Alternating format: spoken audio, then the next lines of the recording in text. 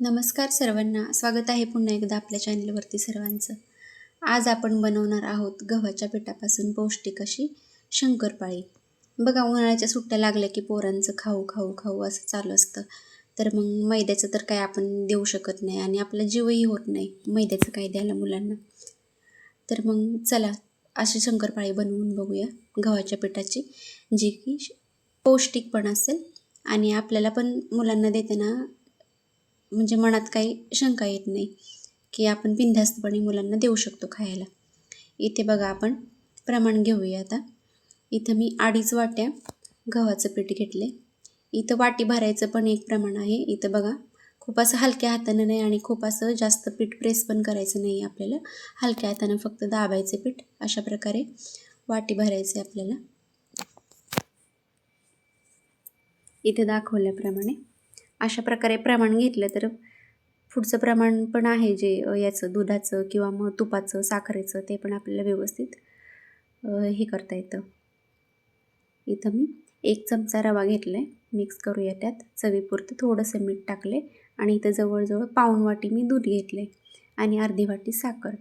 इथं आपण दूध खूप कडक नाही करायचं, फक्त आपल्याला साखर विरघळवायचं आहे त्यात.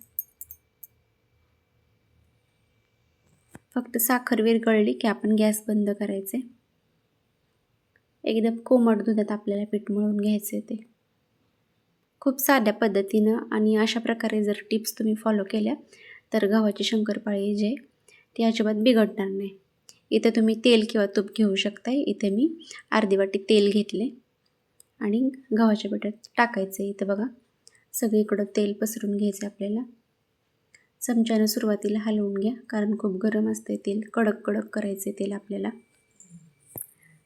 आणि नंतर मग ते आपण हातानं कालवून घेऊया. हे बघा, बोटाला सोसवेल असं पीठ झालं की मग आपण सगळीकडून हाताला कालवून घ्यायचे. हे अशा प्रकारे तेलात आपण सगळं पीठ असं तेल लावून घेतले पिठाला सगळीकडून.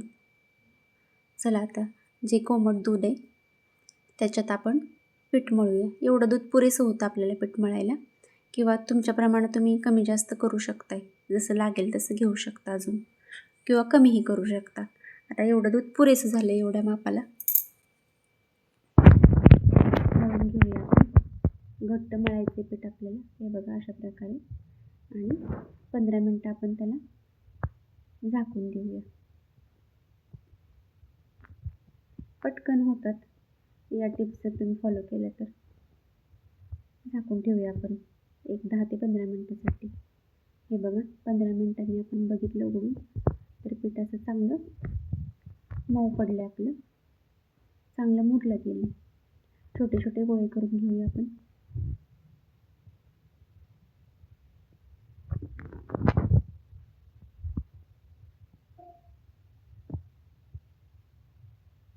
अशा प्रकारे गोळे करून घेऊया आणि लाटूया.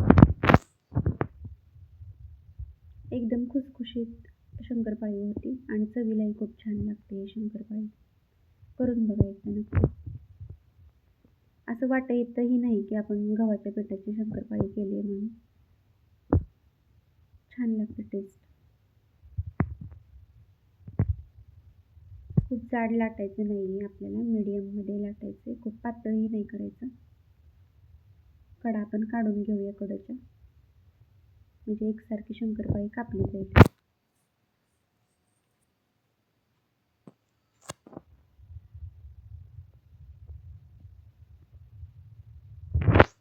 थोडंसं जाडसरच ठेवायचे. इथे दाखवल्याप्रमाणे अशा प्रकारे काप करून घ्या त्याचे.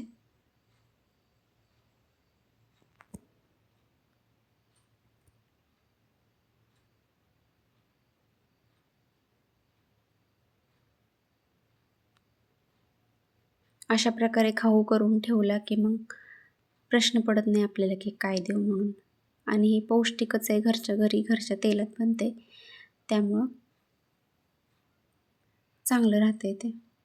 हे बघा, अशा प्रकारे एवढ्या इंचीचं मी शंकरपाळी करून घेतली. अशा प्रकारे जाड ठेवली. खूप पातळी नाही करायचे आपल्याला. तेल तापायला ठेवले. थोडासा गोळा टाकून बघूया. गोळा टाकून वरती आला की समजायचं आपलं तेल तापले चांगलं. खूप कडक नाही, मीडियम गॅसवर आपल्याला तळून घ्यायचे शंकरपाळ्या. हे बघा अशा प्रकारे घालून घेऊया आपण तेलामध्ये. फुल ठेवायचं नाही गॅस, मीडियम गॅसवर आपल्याला तळून घ्यायचं. 2 सेकंदाने आपण त्याला उलटं पालतं करूया.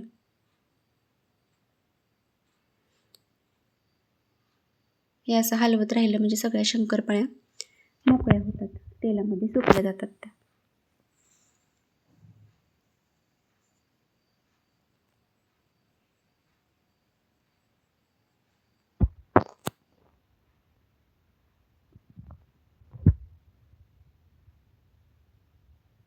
एकसारखं हलवायचं आणि गोल गोल फिरवत हलवलं म्हणजे चांगल्या भाजल्या जातात सगळ्या शंकरपाळ्या.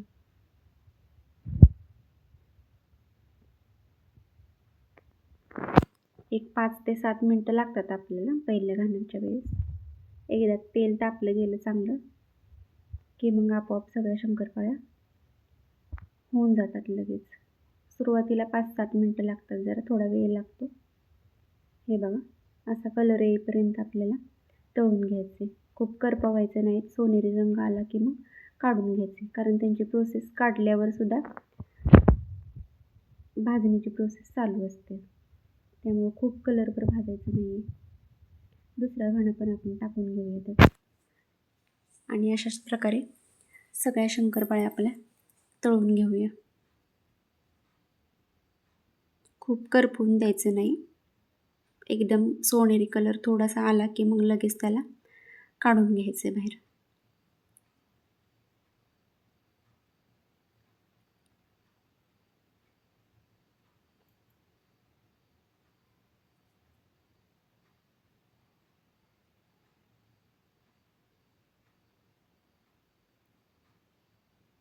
तयार झालेली आहे आपली शंकरपाळी, गव्हाच्या पिठाची पौष्टिक शंकरपाळी. इथे बघा मी तोडून दाखवली आहे तुम्हाला.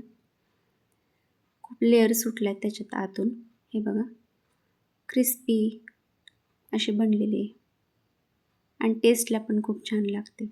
व्हिडिओ आवडला असेल तर जास्तीत जास्त लाईक, शेअर, सबस्क्राईब करा आणि अशा साध्या सोप्या रेसिपींसाठी आपल्या चॅनेलला जास्तीत जास्त फॉलो करा.